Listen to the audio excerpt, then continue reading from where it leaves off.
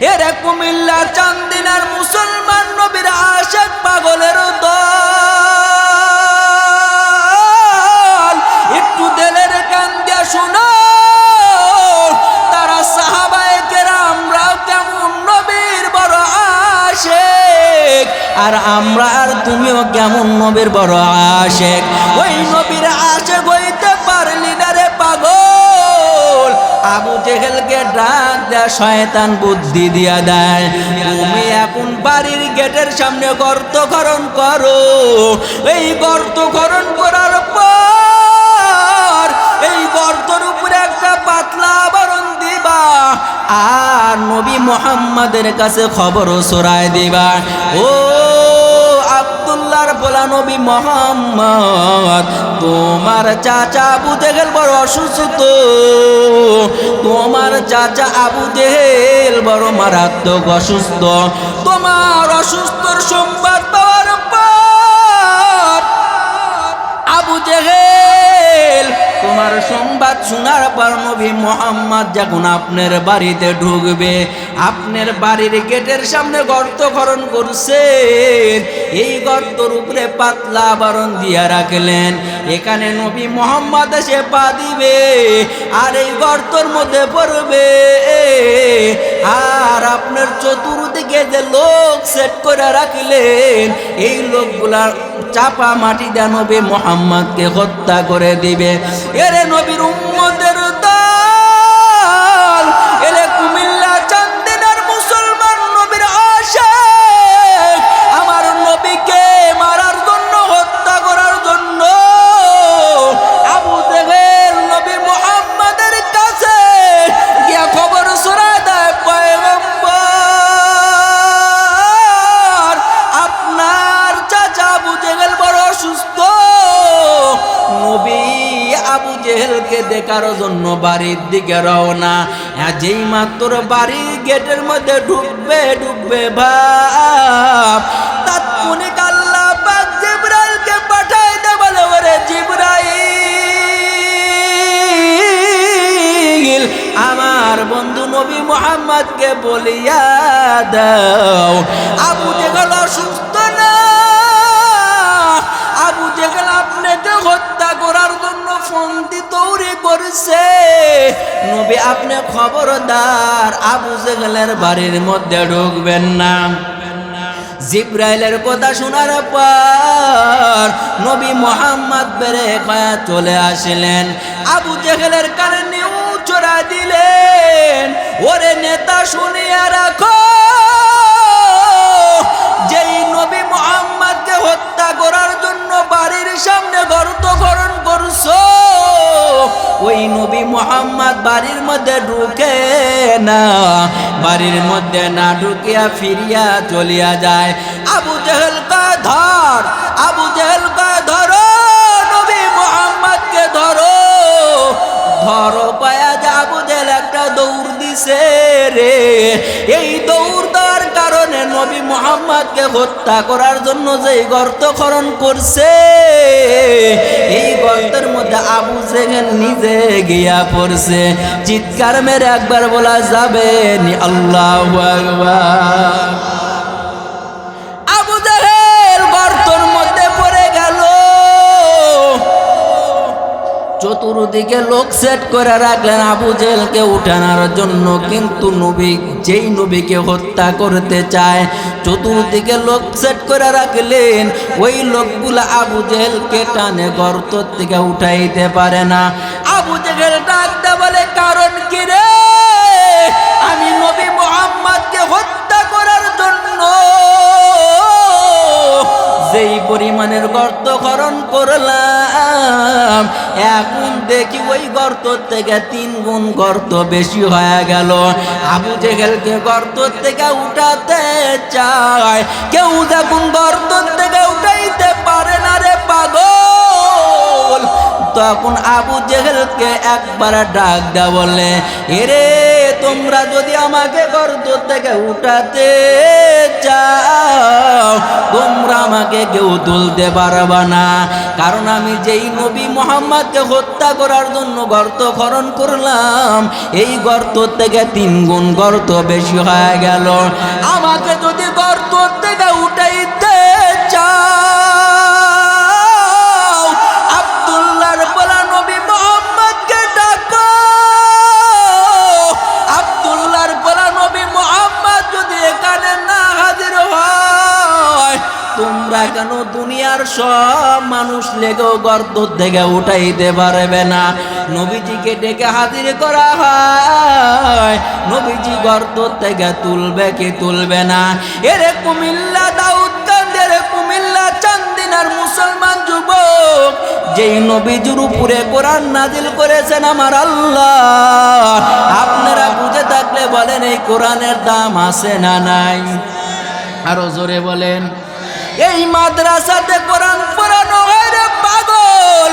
পয়গম্বর আরবি সাল্লাল্লাহু আলাইহি ওয়াসাল্লাম বলেন, বান্দা তুমি ইবাদত করো, নামাজ পড়ো, যাকাত দাও, হজ করো, তবে সব আমল আল্লাহর নামায় যোগ করা হয়।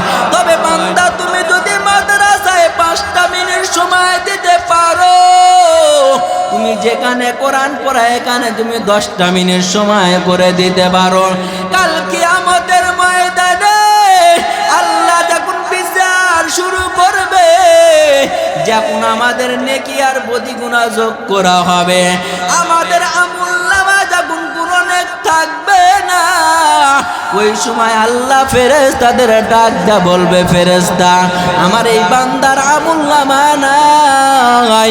ফেরেশতারা বলবেন, মালিক আপনার বান্দার কোন আমুলনামায় আপনার আদালতে কবুল হয় নাই। আল্লাহ ডাক দেয়া বলবে, ওরে ফেরেশতার দল, এই বান্দা না অমুক মাদ্রাসায় 5টা মিনিট সময় দিয়েছিল, অমুক মসজিদে 5টা মিনিট সময় দিয়েছিল, কোরআনের মাহফিলে 10টা মিনিট সময় দিয়েছিল। বান্দার কোনো আমল যদি আমি মাওলার কাছে পছন্দ না হয়, ওই 5 মিনিট সময় দেওয়ার বরকতে আমি মাওলা বান্দার জিন্দেগীর গুনাহ খাতা মাফ করিয়া বান্দাকে জান্নাতি বানায় দিলাম। ওয়া ইনসানান আলা ইনসান ওয়া নাশহাদু আল্লা ইলাহা ইল্লাল্লাহু ওয়াহদাহু লা শারীকা লাহু ونشهد أن سيدنا وسندنا وحبيبنا وطبيبنا وطبيب قلوبنا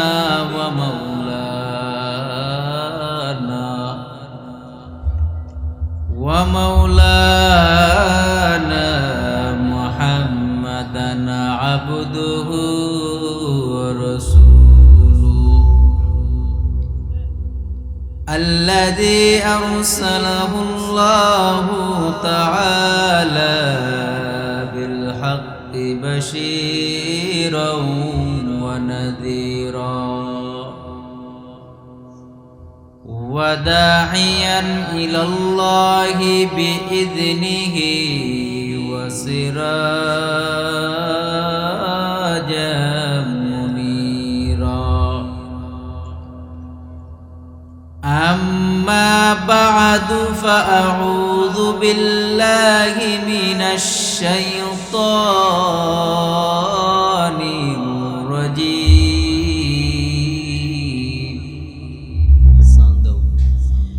بسم الله الرحمن الرحيم.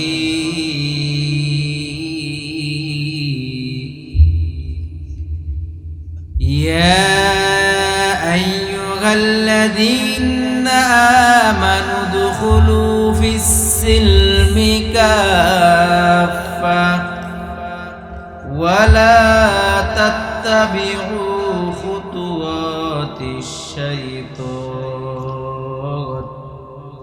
إنه لكم عدو مبين.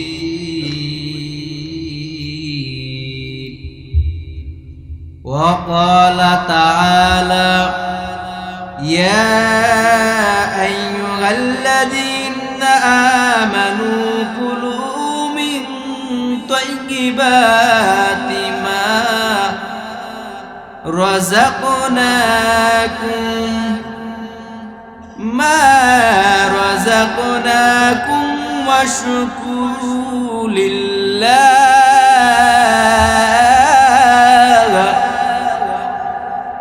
واشكروا لله إن كنتم إياه تعبدون.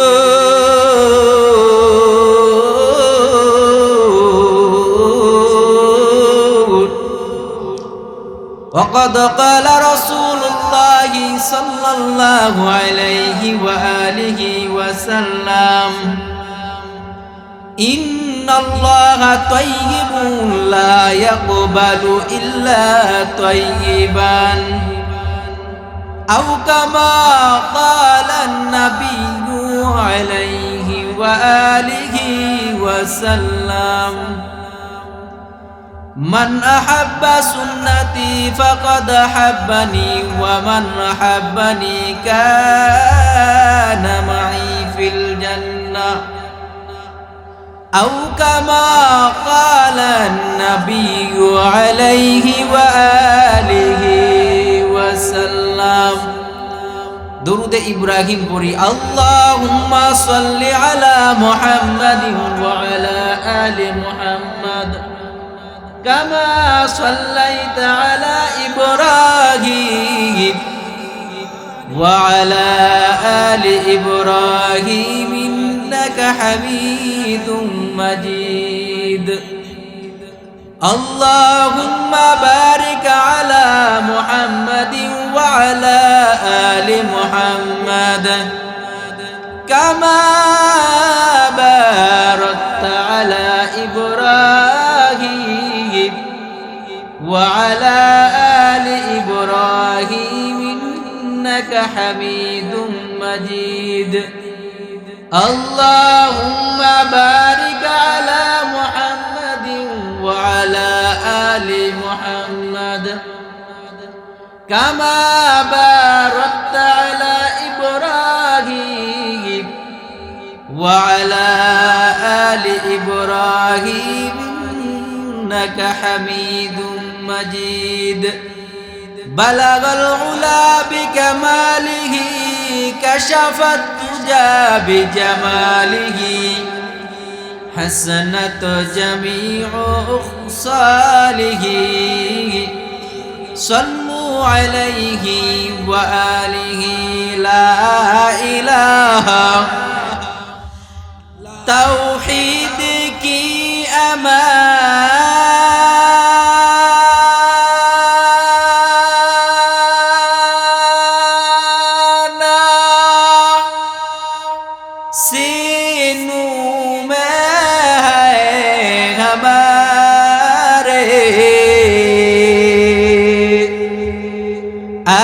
आसाने नहीं मिटाना नामो निशा हमारे नामो निशा हमारे मोहम्मद ने आकर कुफर को मिटाया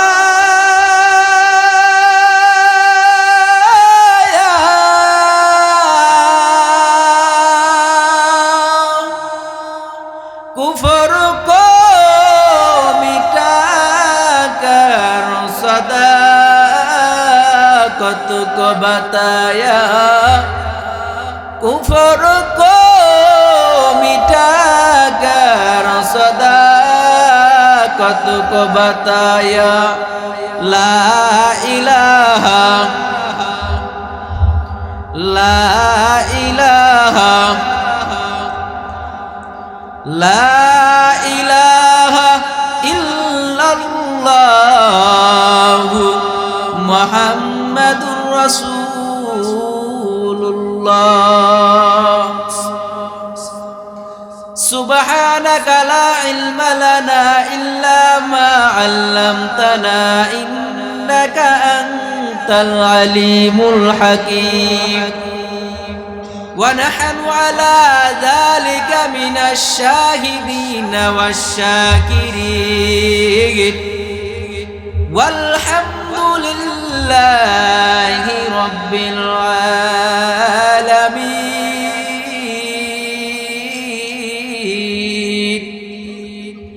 سورج ندیا اپنے شعاع کو پیغام دنیا کے عجب چیز کو بھی صبح کو بھی شب. دنیا کے عجب چیز کو بھی صبح کو بھی شب. رخسار صبر کا ذرا پردہ اٹھا دو. للہ مجھے حسن خدا داد دکھا دو. للہ مجھے حسن خدا داد دکھا دو. مقبول تو ہے شاد ہے قابل تو بہت ہے. آئینہ کے مانند تو نہیں دل تو بہت ہے. آئینہ کے مانند تو نہیں دل تو بہت ہے. আলহামদুলিল্লাহ.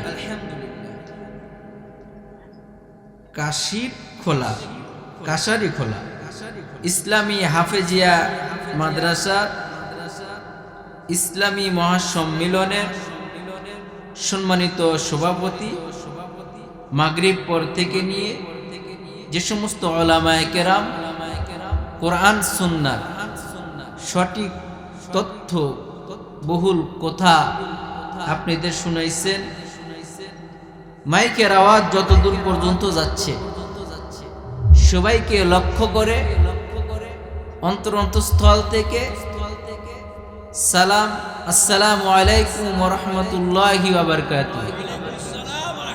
আপনারা কেমন আছেন?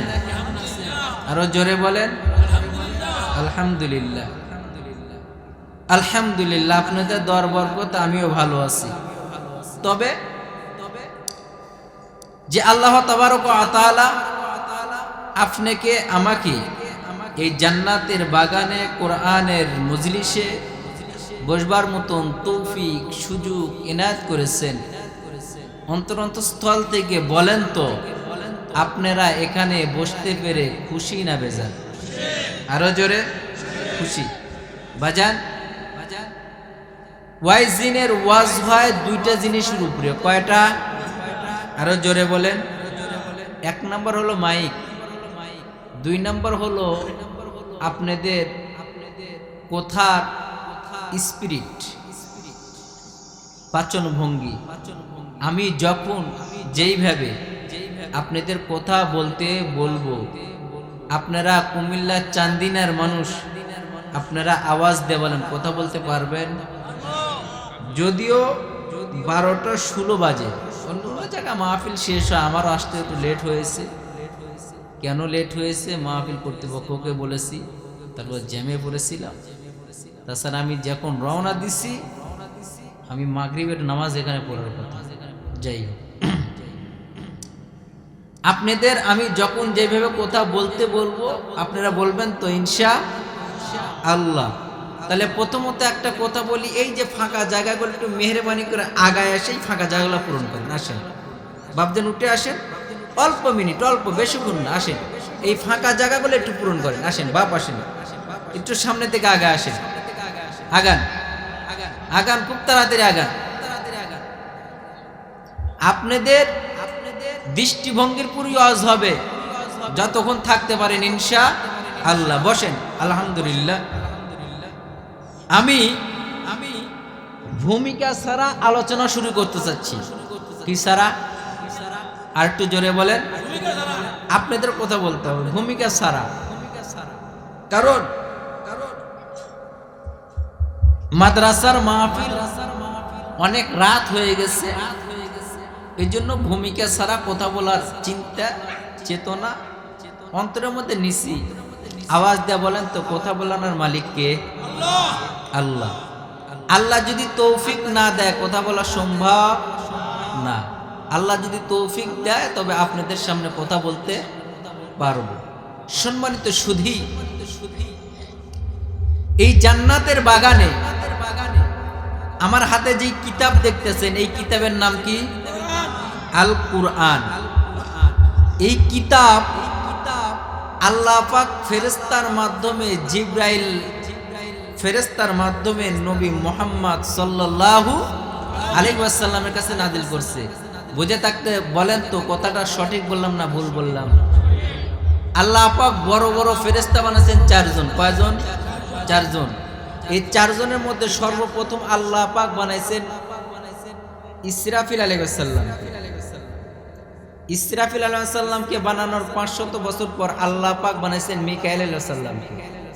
মিকাইল আলাইহিস সালামকে বানানোর 500 বছর পর আল্লাহ পাক বানাইছেন জিবরাইল আলাইহিস সালামকে। জিবরাইলকে বানানোর পর আল্লাহ পাক বানাইছেন আজরাইল আলাইহিস সালামকে। বুঝে থাকলে বলেন তো জিবরাইল সিরিয়াল নম্বরে কত? 3। জিবরাইল সিরিয়াল নম্বরে 3। একটা করে ফেরেশতা যদি ইতিহাস টানতে চায় 1 ঘন্টা করে যাবে। মূল কথাগুলো বলি। জিবরাইল ওহী নিয়ে নবীর কাছে আসতেন। জিবরাইল ওহী নিয়ে নবীর কাছে আসতেন। নবী যখন অনুমতি দিতেন, আল্লাহ যখন অনুমতি দিতেন, কোরআনের আয়াত যখন নাজিল করতেন, আল্লাহর অনুমতি পেয়ে জিবরাইল নবীর কাছে এসে কোরআন পৌঁছে দিতেন। কথা ভুল বললাম না সঠিক বললাম? কিন্তু এই নবীকে কাফের, বেঈমান, মুশরিকেরা, ইহুদিরা, নাসারারা আমার নবীকে কম উফরাদি বানাইছেন, কম দোষী বানাইছেন, কম অত্যাচার করছেন, নির্যাতন করছেন, মারার পরিকল্পনা করেছেন, হত্যা করার পরিকল্পনা করেছেন। অথচ আল্লাহ এবং রাসূল, ফেরেশতা থেকে শুরু করে আমাদের নবীজি রহমাতাল লিল, আরো যেমন রহমাতাল লিল আলামিন, যেই নবীজির উপরে যেই কিতাব নাজিল করেছেন, আল্লাহ বলেন, ও নবী, আমি জাবুর, তাওরাত, ইনজিল, বড় বড় কিতাব নাজিল করছি। এমন কোন কিতাব নাই যেই কিতাব আমি আল্লাহ নিজে তেলাওয়াত করেছি। শুধুমাত্র কেবলমাত্র এই কালামুল্লাহ আমি আল্লাহ নিজে ফেরেশতাদের তেলাওয়াত করে শুনাইছি। আল্লাহু আকবার। যেই কালামুল্লাহ আল্লাহ ফেরেশতাদের নিজে তেলাওয়াত করে শোনায়, এই কালামুল্লাহর মাদ্রাসার মাহফিল, এখানে মর্যাদা কম না বেশি? আরো জোরে বলেন, বেশি। আমাদের নবীর মর্যাদা বেশি। কোরআনে আল্লাহ কি বলছেন? ওয়ামা আরসালনাকা ইল্লা, আপনারাও পারেন, ওয়ামা আরসালনাকা ইল্লা রাহমাতাল লিল আলামিন। আল্লাহু আকবার। নবী শ্রেষ্ঠ। নবীর জন্যই তামাম দুনিয়া, নবীর জন্য আসমান, নবীর জন্য পাহাড়, নবীর জন্য মাছ, নবীর জন্য আমরা উম্মতে মুহাম্মাদি। এই নবীকে ইহুদিরাও মারার পরিকল্পনা করেছে। যেরকম কোরআনের মাহফিল, আমার নবীজি মসজিদে নববীর মধ্যে বসে সাহাবায়ে কেরামদেরকে কোরআন ও হাদিসের তালিম দেয়। সুবহানাল্লাহ। আমার নবীজি মসজিদে নববীর মধ্যে সাহাবীদের কোরআন হাদিসের তালিম দেয়। এমন সময় ইহুদির ঘরের ছোট্ট বালক নবীজির সামনে দাঁড়াইয়া নবীজিকে ডাক দেয়া বলো, পয়গম্বর, আমি ইহুদির ঘরের সন্তান, আমার বাবা আপনাকে একবেলা খানা খাওয়ার জন্য দাওয়াত করেছেন। ও পয়গম্বর, আপনি কি একটু আমার বাবার বাড়িতে গিয়ে দুপুরে দাওয়াত খাবেন? নবী আমার চিন্তায় পড়ে গেল রে। কুমিল্লা চান্দিনার মুসলমান যুবক নবী আমার সাহাবায়ে কেরামদের নিয়ে কোরআন হাদিসের তালিম দেয়। এমন সময় ছোট্ট বালক নবীকে দাওয়াত দেয়।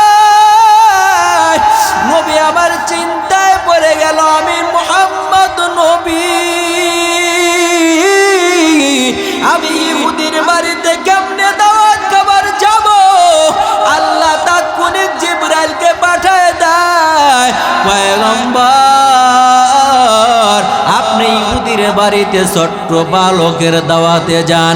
ও নবী, আপনার যাওয়ার কারণে ইহুদিদের হেদায়েতের কারণ হয়ে যাবে।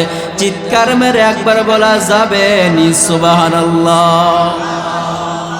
সাহাবায়ে কেরাম নবীর সামনে বিদ্যমানে পাগল।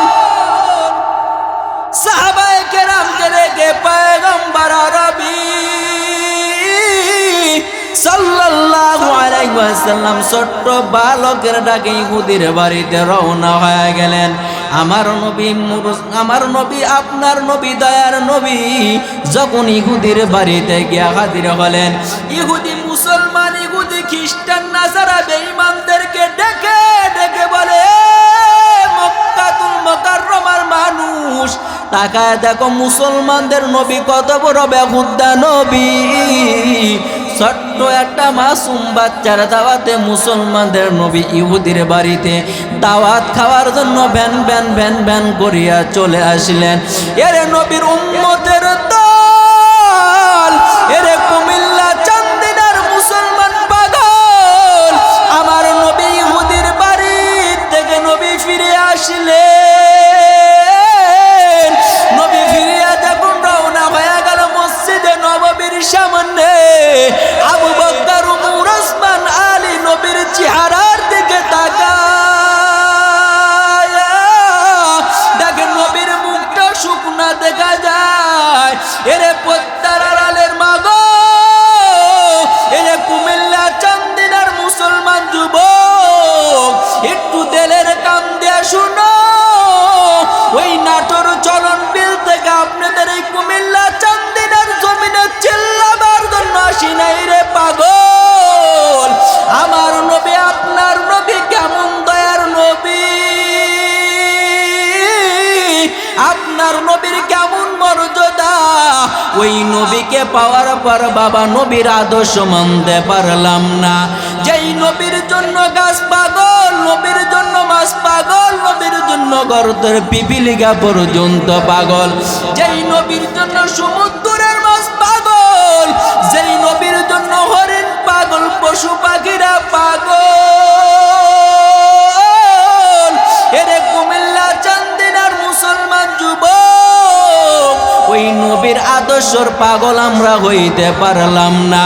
নবীর আদর্শর পাগল যদি হইতাম রে পাগল, নবীর দাড়ি আমাদের গালের মধ্যে থাকতো। ওই নবীর আদর্শর পাগল যদি হইতাম, নবীর আদর্শ টুপি আমাদের মাথায় থাকতো। ওই নবীর আদর্শর পাগল যদি আমি আর আপনি হইতাম, এরকম মাদ্রাসায় সন্তানদের পড়ানোর জন্য বাবা বারবার ডাকা লাগতো না। আজ তোমার ভিতরে নবীর মহব্বত নাই, তোমার ভিতরে কোরআনের মহব্বত নাই, তোমার ভিতরে যদি আল্লাহ রাসূলের মহব্বত থাকতো, তাহলে কোরআনের প্রেমিক হইয়া তুমি দিন রাত 24 ঘন্টা মাদ্রাসায় সময় দিতা। আমার নবী, মায়ার নবী, সাহাবীদেরকে মসজিদে নববী তালিম দেওয়ার পর আবার যখন ফিরে আসলেন, আবু বকর, উমর, ওসমান তাকায় দেখে আমার নবীর মুখটা শুকনা দেখা যায়। উমর বুঝতে পারলেন, আবু বকর বুঝতে পারলেন, ইহুদি মনে হয় নবীকে বেজ্জতি করে তাড়ায় দেয়। আবু বকর, উমর, ওসমান, আলী নবীকে কিছু বলে না রে পাগল। পরের দিন আমার নবী, আপনার নবী আবার মসজিদে নববীর মধ্যে বসে সাহাবীদের কোরআন হাদিসের তালিম দেয়।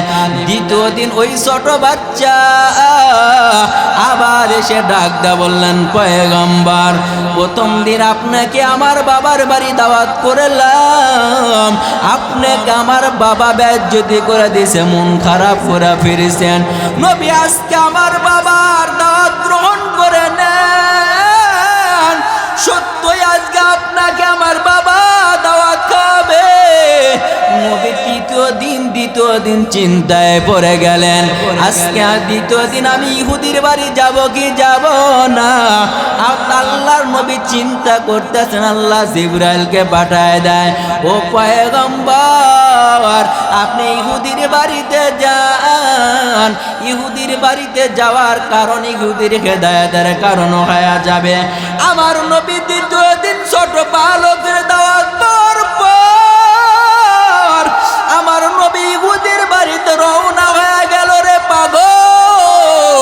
আমার নবী ইহুদির বাড়িতে যাওয়ার পর দ্বিতীয় দিন আমার নবী মায়ার নবীকে ইহুদি বেজ্জতি করে তাড়ায় দেয়। তৃতীয় দিন আমার নবী মসজিদে নববীর মধ্যে বসিয়া কোরআন হাদিসের তালিম দেয়। তৃতীয় দিন আবার ওই ইহুদির ছোট্ট বালক আমার নবীকে ডাক দেয়া বলেন, পয়গম্বর, একদিন আর দুই দিন আপনাকে আমার বাবা বেজ্জতি করে তারা দিলেন রে নবী, আজকে আপনি আমার বাবার বাড়িতে যাবেন, আজকে আমার বাবা সত্যই আপনাকে দাওয়াত খাওয়াবে। আবু বকর উমর ওসমান তাকায় তাকায় দেখে রে কুমিল্লা চান্দিনার মুসলমান যুবক। আবু বকর বলে, উমর বলে, একদিন আর দুই দিন আমার নবীকে ফিরায় দিছো, আজকে 3 দিনের মাথায় যদি আমার নবীকে ফিরাইয়া দাও, আমার নবী আবার 3 দিনের মাথায় ইহুদির বাড়িতে দাওয়াতের জন্য রওনা হয়ে গেছে রে পাগল। পিছনে পিছনে আবু বকর উমর ওসমান আলী তরবারি নিয়া নবীর পিছনে পিছনে পিছনে আত্মগোপন করে রওনা দেয়। আর উমর বলেন, ও ইহুদি ভাই, একে একে 2 দিন আর 3 দিন আমার নবীকে ফিরায় দিছো, আজ 3 দিনের মাথায় যদি আমার নবীকে ফিরায় দাও, আমি উমরের তরবারি থেকে কেউ তোমাকে বাঁচাইতে পারবে না। নবী আমার 3য় দিন ইহুদির বাড়িতে গিয়ে হাজির।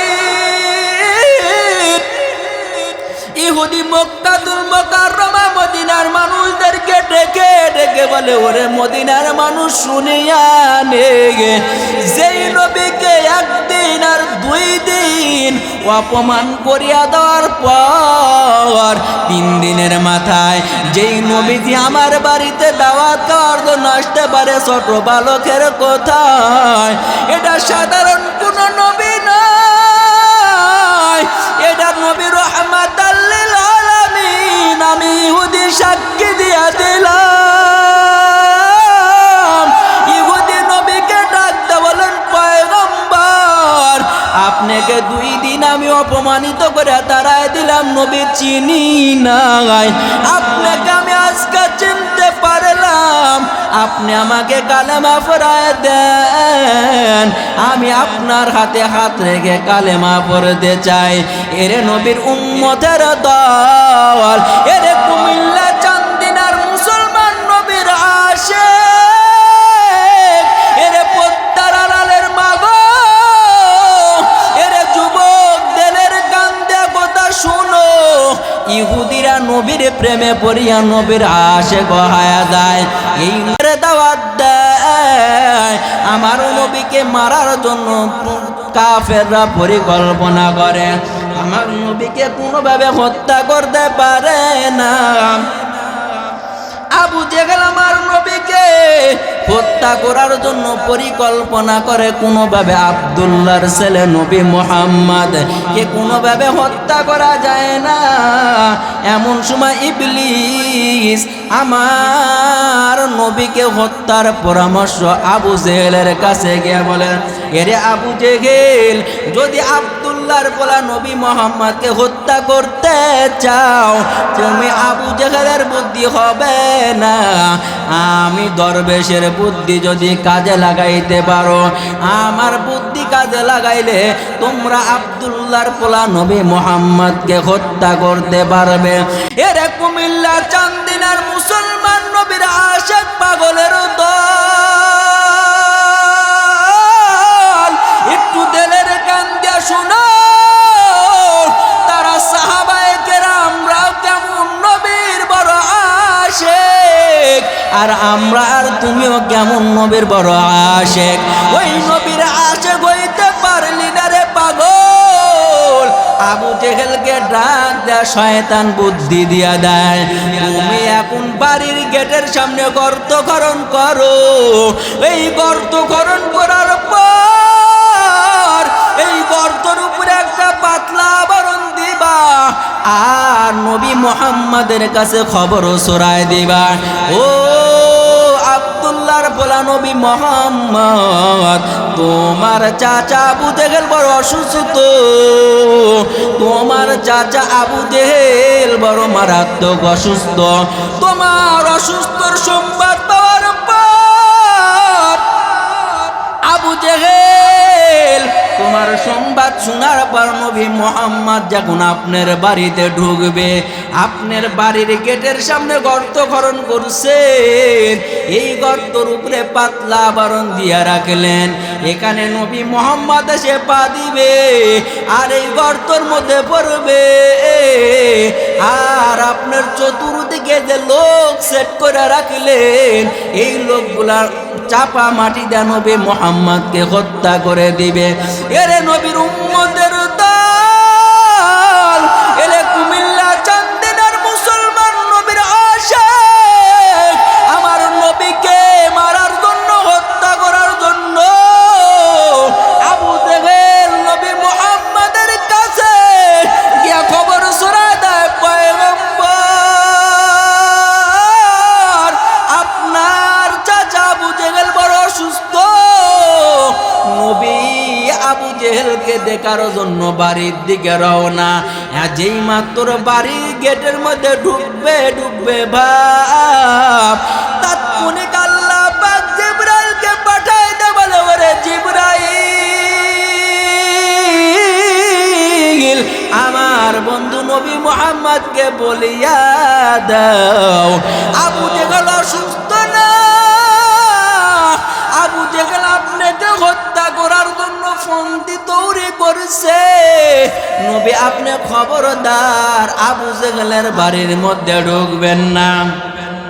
জিবরাইলের কথা শোনার পর নবী মুহাম্মদ বেরে খায়া চলে আসলেন, আবু জেহেলের কানে নিউ চড়া দিলেন, ওরে নেতা শুনিয়া রাখো, যেই নবী মুহাম্মদকে হত্যা করার জন্য বাড়ির সামনে গর্ত খনন করছো, ওই নবী মুহাম্মদ বাড়ির মধ্যে ঢুকে না, বাড়ির মধ্যে না ঢুকিয়া ফিরিয়া চলিয়া যায়। আবু জেহেল কয় ধর, আবু জেহেল কয় ধরো, নবী মুহাম্মদকে ধরো, ধরো পায়া যে আবু জেহেল একটা দৌড় দিছে রে। এই দৌড় দেওয়ার কারণে নবী মুহাম্মদকে হত্যা করার জন্য যে গর্ত খনন করছে, এই গর্তের মধ্যে আবু জেহেল নিজে গিয়া পড়ছে। চিৎকার মেরে একবার বলা যাবে নি আল্লাহু আকবার। আবু জেহেল গর্তের মধ্যে পড়ে গেল, চতুর্দিকে লোক সেট করে রাখলেন আবু জেহেলকে উঠানোর জন্য, কিন্তু নবী যেই নবীকে হত্যা করতে চায়, চতুর্দিকে লোক সেট করে রাখলেন, ওই লোকগুলা আবু জেহেলকে টানে গর্ত থেকে উঠাইতে পারে না। আবু জেহেল ডাকতে বলে, কারণ কি রে? আমি নবী মুহাম্মদকে হত্যা করার জন্য যেই পরিমাণের গর্ত খনন করলাম, এখন দেখি ওই গর্ত থেকে 3 গুণ গর্ত বেশি হয়ে গেল। আবু জেহেলকে গর্ত থেকে উঠাতে চায়, কেউ দেখুন গর্ত থেকে উঠাইতে পারে না রে পাগল। তখন আবু জেহেলকে একবার ডাক দেয়া বলে, এরে তোমরা যদি আমাকে গর্ত থেকে উঠাতে চাও, তোমরা আমাকে কেউ তুলতে পারবা না, কারণ আমি যেই নবী মুহাম্মদকে হত্যা করার জন্য গর্ত খনন করলাম, এই গর্ত থেকে 3 গুণ গর্ত বেশি হয়ে গেল। আমাকে যদি গর্ত থেকে উঠাইতে চাও, আব্দুল্লাহর বলা নবী মুহাম্মদকে ডাকো। আব্দুল্লাহর বলা নবী মুহাম্মদ যদি এখানে না হাজির হয়, তোমরা কেন দুনিয়ার সব মানুষ লেগেও গর্ত থেকে উঠাইতে পারবে না। নবীজিকে ডেকে হাজির করা হয়, নবীজি গর্ত থেকে তুলবে কি তুলবে না? এরে কুমিল্লা দাউদকান্দের, কুমিল্লা চান্দিনার মুসলমান যুবক, যেই নবীজির উপরে কোরআন নাজিল করেছেন আমার আল্লাহ, আপনারা বুঝে থাকলে বলেন এই কোরআনের দাম আছে না নাই? আরো জোরে বলেন, এই মাদ্রাসাতে কোরআন পড়ানো হয় রে পাগল। পয়গম্বর আরবি সাল্লাল্লাহু আলাইহি ওয়াসাল্লাম বলেন, বান্দা তুমি ইবাদত করো, নামাজ পড়ো, যাকাত দাও, হজ করো, তবে সব আমল আল্লাহর নামায় যোগ করা হয়। তবে বান্দা তুমি যদি মাদ্রাসায় 5টা মিনিট সময় দিতে পারো, তুমি যেখানে কোরআন পড়া এখানে তুমি 10টা মিনিট সময় করে দিতে পারো, কাল কিয়ামতের ময়দানে আল্লাহ যখন বিচার শুরু করবে, যখন আমাদের নেকি আর বদি গুনাহ যোগ করা হবে, আমাদের আমুলনামা যখন পূরণে থাকবে না, ওই সময় আল্লাহ ফেরেশতাদের ডাক দা বলবে, ফেরেশতা আমার এই বান্দার আমুলনামা নাই। ফেরেশতারা বলবেন, মালিক আপনার বান্দার কোন আমুলনামায় আপনার আদালতে কবুল হয় নাই। আল্লাহ ডাক দা বলবে, ওরে ফেরেশতার দল, এই বান্দা না অমুক মাদ্রাসায় 5টা মিনিট সময় দিয়েছিল, অমুক মসজিদে 5টা মিনিট সময় দিয়েছিল, কোরআনের মাহফিলে 10টা মিনিট সময় দিয়েছিল। বান্দার কোনো আমল যদি আমি মাওলার কাছে পছন্দ না হয়, ওই 5 মিনিট সময় দেওয়ার বরকতে আমি মাওলা বান্দার জিন্দেগীর গুনাহ খাতা মাফ করিয়া বান্দাকে জান্নাতি বানায় দিলাম। এরে নবীর উম্মতের দল, এই কোরআনের সাথে যদি সম্পর্ক গড়াইতে পারো, এই কোরআনের সাথে কাপড়ের দাম লাগছে তো কাপড়ের মর্যাদা বেড়ে গেল, এই কোরআনের সাথে কাঠের দাম কাঠ লাগলো তো কাঠের মর্যাদা বেড়ে গেল, এই কোরআনের সাথে আমাদের সম্পর্ক হয়ে গেল, কারণ আমাদের মর্যাদা বেড়ে গেল। এরে নবীর উম্মতের দল, এরে কুমিল্লা চান্দিনার মুসলমান যুবক, এই কোরআন যদি প্রতিদিন বাবা তুমি মাগরিবের নামাজের পর যদি সূরা ওয়াকিয়া তেলাওয়াত করতে পারো, এশারের নামাজের পর যদি সূরা মুলক তেলাওয়াত করতে পারো, ফজরের নামাজের পর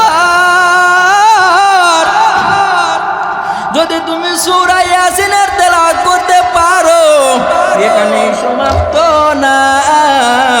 বান্দা কোরআন দিয়া রাষ্ট্র জীবন পরিচালনা করলো, বান্দা কোরআন দিয়া পারিবারিক জীবন পরিচালনা করলো, বান্দা কোরআন পড়ে পড়ে নিজের বিবিকে পত্তার ব্যবস্থা করে দিল রে পাগল।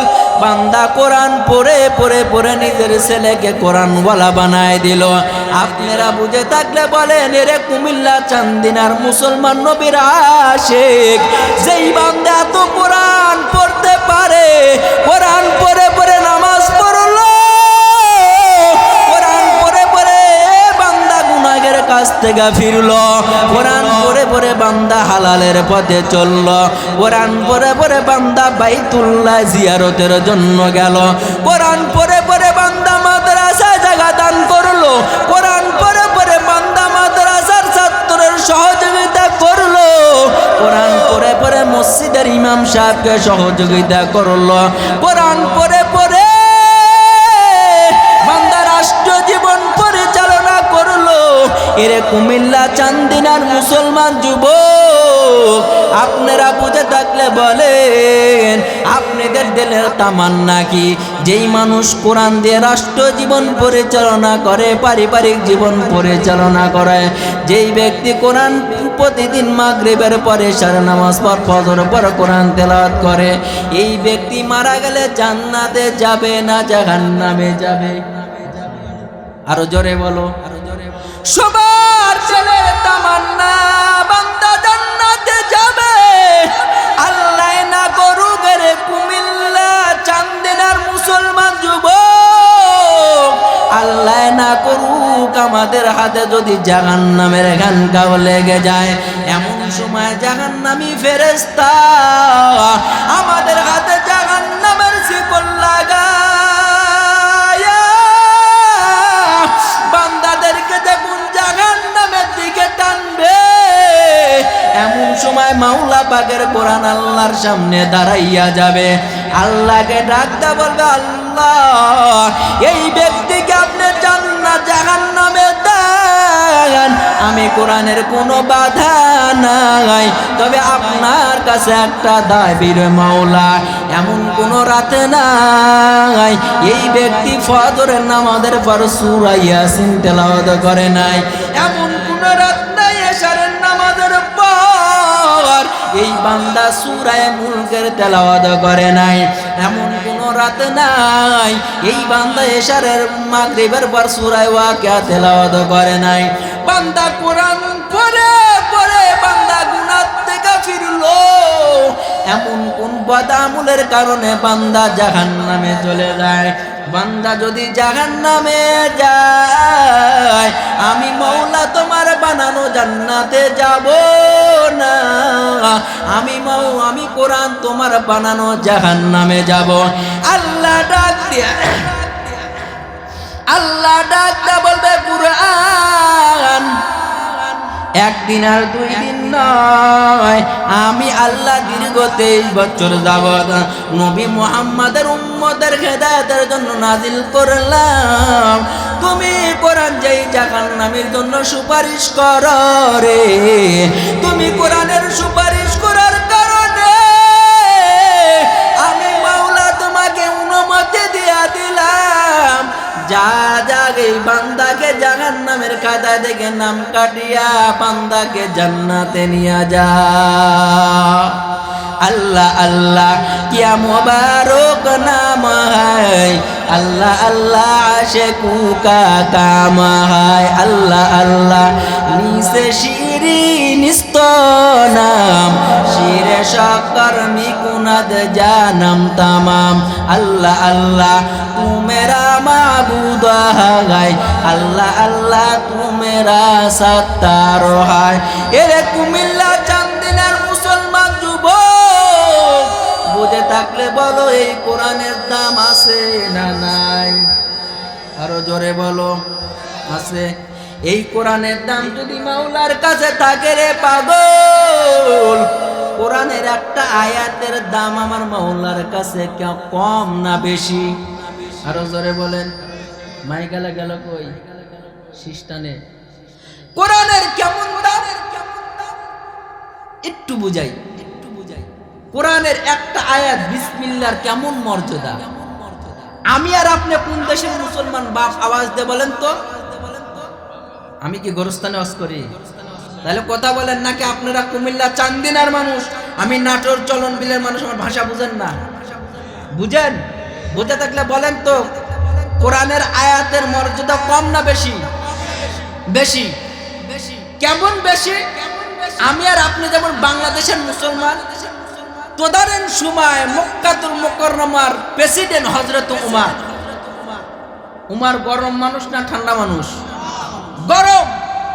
উমর মক্কাতুল মুকাররমার প্রেসিডেন্ট, মদিনার পার্লামেন্টের ক্ষমতায় বসে কোরআন সুন্নাহ হাদিসকে সামনে রেখে মক্কাতুল মুকাররমার মানুষদেরকে 4টা ওয়াজ করলেন। কয়টা? 1 নাম্বার ওয়াজ, মক্কাতুল মুকাররমা মদিনার মধ্যে থাকতে হলে কেউ কখনো মদ গাঁজা ইয়াবা খাইতে পারবে না। মদ গাঁজা ইয়াবা খাইতে পারবে না। 2 নাম্বার, মদিনার মধ্যে থাকতে হলে কেউ কখনো সুদ ঘুষ খাইতে পারবে না। 3 নাম্বার, মদিনার মধ্যে থাকতে হলে জেনা ব্যভিচার করতে পারবে না। 4 নাম্বার, মদিনার মধ্যে থাকতে হলে মিথ্যা কথা বলতে পারবে না। আপনাদের এই কুমিল্লা চান্দিনে এই 4 শ্রেণীর মানুষ নেই? ঠিক বলছেন তো? এই মক্কাতুল মুকাররমার প্রেসিডেন্ট হযরত উমর, মদিনার পার্শ্ববর্তী দেশ একটা দেশ রোম দেশ, এই দেশের বাচ্চার একটা রোগ আছে, চরম মাথা ব্যথা। এত চিকিৎসা করে, এত ট্রিটমেন্ট দেয়, কোনো ক্রমে মাথা ব্যথা ভালো হয় না। রোম দেশের বাচ্চা ইহুদে একদিন তার খাদেমকে ডেকে বলল, শুনো, আমার টাকার অভাব নাই, ক্ষমতার অভাব নাই, পয়সার অভাব নাই, কিন্তু মাগার আমার মাথা ব্যথা ভালো হয় না। মদিনার যাও, মদিনার প্রেসিডেন্ট হযরত উমরের কাছে কোনো চিকিৎসা পাও নাকি? আল্লাহু আকবার বলেন। এই কথা শোনার পর রোম দেশের প্রেসিডেন্টের গোলাম দ্রুত দ্রুতগামী একটা ঘোড়ার উপরে সর হইয়া মদিনার ধুলা 3 দিন যাবত উড়াইয়া উড়াইয়া মদিনায় মুনাফারা যাওয়ার পর মদিনার মানুষদেরকে ডাকতে বলে, রে মদিনার লোক সকল, তোমাদের দেশের বাচ্চা হযরত উমরের সিংহাসনটা দেখায় দাও। আমি অত্যন্ত জরুরি কাজে আসলাম, আমি একটু তোমাদের বাদশার সাথে সাক্ষাৎ করতে চাই। মদিনার মানুষ ডাকতে বলে, ওরে আগন্তুক মুসাফির, আমাদের দেশের বাচ্চা হযরত উমরের কোনো সিংহাসন নাই। মসজিদে নববীতে বসে বসে আমাদের দেশের প্রেসিডেন্ট হযরত উমর অর্ধ পৃথিবী পরিচালনা করে। এই কথা শোনার পর রোম দেশের বাচ্চার খাদেম দ্রুতগামী ঘোড়াটাকে মসজিদে নববীর সামনে বাঁধলেন। মসজিদে নববীর সামনে বাঁধার পর মসজিদে নববীতে ঢুকলেন।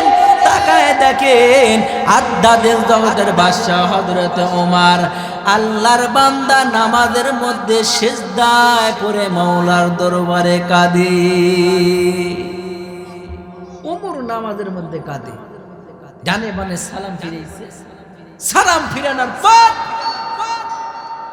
সালাম যখন ফিরাইছে, সালাম ফিরানোর পরে ওমরের সামনে গিয়া বলে, হযরত, আমাদের দেশের বাচ্চার একটা রোগ আছে, চরম মাথা ব্যথা, কোন ক্রমে মাথা ব্যথা ভালো হয় না, এই চিকিৎসা নেওয়ার জন্য আপনার কাছে পাঠাইছে, আপনার কোনো চিকিৎসা দিতে পারবেন?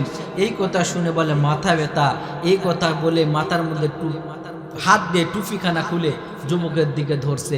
যুবক ওমরের দিকে রাঙ্গা রাঙ্গা চোখ করে তাকাইছে। যুবক ডাক দেয়, বলে, হযরত, আমাদের দেশের প্রেসিডেন্ট ইহুদি, টুপি পরিধান করতে চায় না। বলে, পরে না? বলে, ওমরের টুপি নিয়ে যাও, তোমাদের দেশের বাচ্চার মাথায় লাগাইতে বলো। আমি ওমর আল্লাহর উপর তাওয়াক্কুল করে বললাম, ইনশাআল্লাহ ইনশাআল্লাহ টুপি মাথায় লাগানোর কারণে তোমাদের দেশের বাচ্চার মাথা ব্যথা ক্লিয়ার হয়ে যাবে। আল্লাহু আকবার বলে। খুব সংক্ষেপে বলি, টুপি নিয়ে মদিনা মুনব্বরা থেকে রোম দেশের মধ্যে হাজির। রোম দেশের বাচ্চা টুপি দেখে ওমর চিকিৎসা দিছে। কি টুপি? টুপি দেখে বাদশার মেজাজ গরম। আমি টুপি পরিধান করি না, তুমি জানো না? বলে, হযরত, আমি বলছিলাম, কিন্তু ওমর টুপি ছাড়া দ্বিতীয় কোনো চিকিৎসা দিতে রাজি না। দাও। ওমর টুপি যখন দিছে মাথায় লাগাই, বাদশার মাথায় লাগাতে চায় না।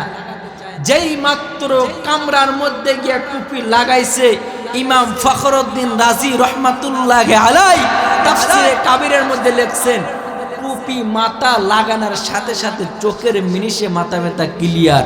আল্লাহু আকবার, আল্লাহু আকবার। টুপি খুলে মাথা ব্যথা শুরু, টুপি লাগায় মাথা ব্যথা ক্লিয়ার। বাদশা মনে মনে চিন্তা করে, ব্যাপার কি রে? টুপি খুললে মাথা ব্যথা শুরু আর টুপি লাগালে মাথা ব্যথা ক্লিয়ার, ফয়সালা জানতে চাই। রোম সম্রাট ডাক দেয়, বলে, আমার দরবারে দুইটা আলেম আছে, তৌরাতের আলেম আছে, ইনজিলের আলেম আছে, দুইটা আলেমকে আমার দরবারে ডাকো রে। এই দুইটা আলেম থেকে আমি টুপির ফয়সালা নিতে চাই।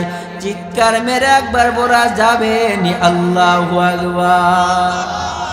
যেই মাত্র তৌরাতের আলেম হাজির,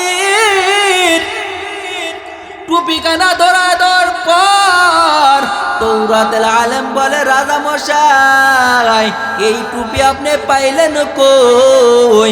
রাজা ডাক দে বলে, মাওলানা, টুপি আমি কই পাইছি না পাইলাম এই প্রশ্ন পরে, আগে তুমি বলো টুপির মধ্যে লেখা কি?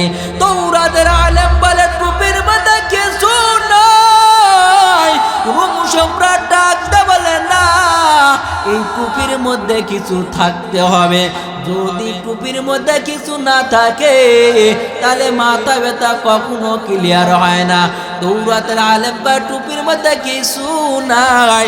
ইনজিলের আলেমকে টুপি কানা ধরায় দিল রে পাগল। ইনজিলের আলেম টুপি নিয়ে কান্না আরম্ভ করলেন। ইনজিলের আলেম যখন টুপি লেখা দে, রোম সম্রাট ডাক দে বলে, মাওলানা, আমি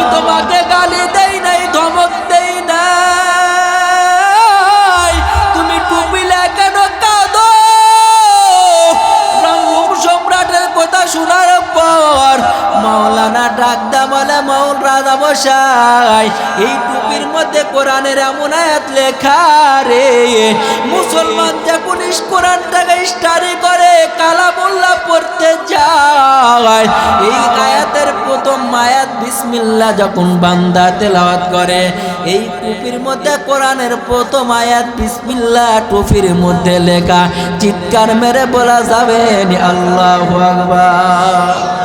রোম সম্রাট ডাকদা বললেন টুপির মধ্যে কোরআনের আয়াত বিসমিল্লাহ লেখা থাকার কারণে যদি আমার মাথায় ব্যথা ক্লিয়ার হয় আমার দিল সাক্ষী দেয় উমরের হাতে হাত রেখে যদি নবীজির কালেমা পড়ে মুসলমান হইতে পারি ইহ জগতে পর জগতে কোন জগতে আমার মাথা ব্যথা থাকতে পারে না। এরে নবীর উম্মতের দল 5 মিনিটের মধ্যে ক্লিয়ার করে দিব যেই মাত্র টুপি মাথায় দেওয়ার কারণে মাথা ব্যথা ভালো হয়ে যায়। রোম সম্রাট মন্ত্রী পরিষদের মধ্যে থেকে কিছু মানুষ নিয়ে ওমরের দরবারে হাজির। ওমরের দরবারে যাওয়ার পর আমিরুল মুমিনিন খলিফাতুল মুসলিমিনকে ডাক দেওয়া বলেন ও মুসলমানদের খলিফা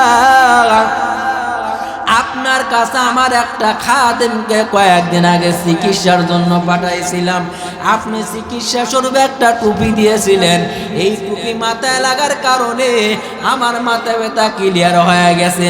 মন্ত্রী পরিষদের মধ্যে থেকে এই কয়েকজন মানুষ আপনার দরবারে হাজির করলাম আপনার হাতে হাত রেখে নবীজির কালেমা পড়ে মুসলমান হতে চাই চিৎকার মেরে একবার বলা যাবে নি আল্লাহু আকবার।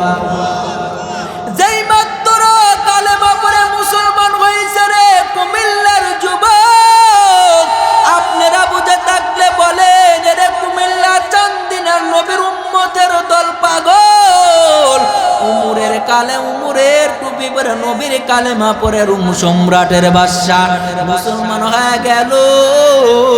আপনারা বলেন ওই রোম দেশ পরিচালনা করার দরকার আছে না নাই?